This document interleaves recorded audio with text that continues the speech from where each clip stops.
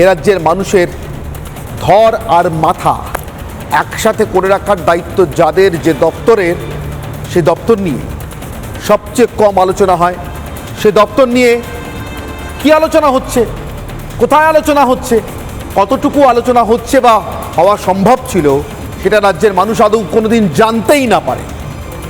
ওটা গিলোটিনে পাঠিয়ে দেওয়া, অর্থাৎ ওটা নিয়ে আর কোনো আলোচনাই হবে না। ভাবুন, এ রাজ্যের বিধানসভায় রাজ্যের মুখ্যমন্ত্রী যে দুটো দপ্তরের দায়িত্ব আছে, অনেকগুলো দপ্তর তার হাতে, কিন্তু স্বরাষ্ট্র এবং পুলিশের মতো দপ্তর, তার বাজেট নিয়ে 14 বছর আলোচনা হয়নি। মানে বনবাসে পাঠিয়েছে 14 বছর ধরে নিজের দপ্তরের বাজেট পাঠানোর পর রিপাবলিক বাংলা একমাত্র এই প্রশ্নটা মমতা বন্দ্যোপাধ্যায়কে গত 14 বছরে করেছে।